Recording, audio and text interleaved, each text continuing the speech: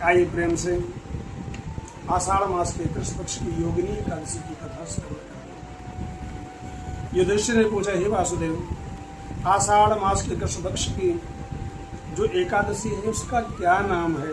कृपा करके उसका वर्णन कीजिए। भगवान श्री कृष्ण कहते हैं, हे नृपश्रेष्ठ, आषाढ़ के कृष्ण पक्ष की एकादशी का नाम योगिनी एकादशी है। ये बड़े बड़े पातकों का नाश करने वाली है और संसार सागर में डूबे हुए प्राणियों के लिए यह सनातन नौका के समान है। और यही एकादशी का व्रत तीनों लोकों में सारभूत व्रत है। अलकापुरी में राजाधिराज कुबेर रहते हैं, वो सदा भगवान शिव की सेवा में तत्पर रहते हैं। उनके हेममाली नाम का एक यक्ष सेवक था जो पूजा के लिए सदैव पुष्प लाया करता था। हेममाली की पत्नी बड़ी सुंदरी थी, उसका नाम था विशालाक्षी। वह यक्ष कामपास में आबद्ध होकर अपनी पत्नी में आसक्त रहता था। एक दिन की बात है, हेममाली मान सरोवर से पुष्प लाकर अपने घर में ही ठहर गया और पत्नी के प्रेम में रसास्वादन करने लगा, अतः कुबेर के भवन न जा सका। जब पूजा का समय व्यतीत हो गया तब यक्षराज ने कुपित होकर सेवकों से पूछा, यक्षों, दुरात्मा हेममाली अभी तक क्यों नहीं आया है? इस बात का पता लगाओ। यक्षों ने कहा, राजन, वह पत्नी की कामना में आसक्त होकर अपने इच्छानुसार घर में ही रमण कर रहा है। उनकी बात सुनकर कुबेर क्रोध से भर गए और तुरंत हेममाली को बुलवाया। देर हुई जानकर हेममाली के नेत्र वही से व्याकुल हो रहे थे, अतः वहां आकर कुबेर के सामने खड़ा हो गया। उसे देखकर कुबेर की आंखें लाल हो रही थी। वो बोले, हे पापी, हे दुष्ट, दुराचारी, तूने भगवान की अवहेलना की है। हम शिव पूजा कर रहे थे, मेरा नहीं, भगवान शिव का अपमान किया।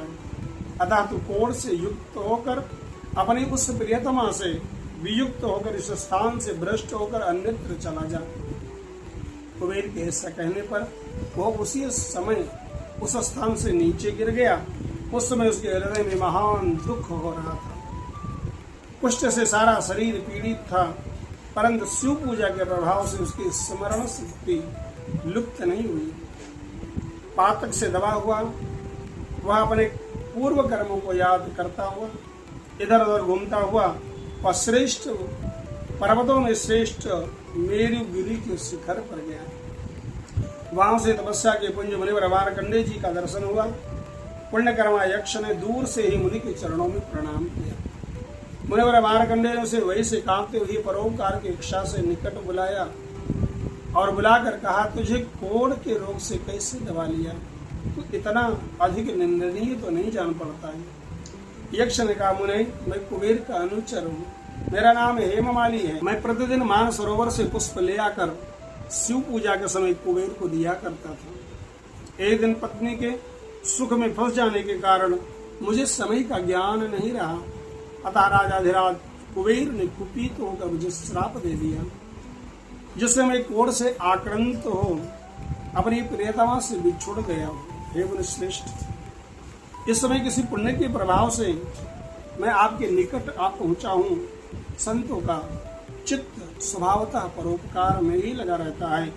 यह जानकर मुझ अपराधी को कर्तव्य का उपदेश दीजिए। मार्कंडेय ने कहा, तुमने सत्य बात कही है, असत्य भाषण नहीं किया है, इसलिए मैं तुम्हारे कल्याणप्रद व्रत का उपदेश करता हूँ। तुम आषाढ़ के कृष्ण पक्ष में जो योगिनी एकादशी का व्रत है उसको व्रत करो। उस व्रत के पुण्य से तुम्हारा कोढ़ निश्चित ही दूर हो जाएगा। भगवान श्री कृष्ण कहते हैं, ऋषि के ये वचन सुनकर हेममाली दंड की भांति मुनि के चरणों में गिर पड़ा। मुनि ने उसे उठाया, उसको बहुत हर्ष हुआ और मार्कंडेय के उपदेश के अनुसार योगिनी एकादशी का व्रत किया, जिससे उसके शरीर की सारा कुष्ठ रोग दूर हो गया और वह पूर्ण सुखी हो गया। नृपश्रेष्ठ, यह योगिनी एकादशी का व्रत ऐसा ही बताया गया है, जो 88,000 ब्राह्मणों को भोजन कराता है, उसी के समान फल मनुष्य को प्राप्त होता है। तो एकादशी, जो योगिनी एकादशी का व्रत करता है, योगिनी महान पापों को शांत करने वाली और महान पुण्य प्रदान करने वाली है। इसके पढ़ने और सुनने से मनुष्य सब पापों से मुक्त हो जाता है। जय श्री कृष्ण।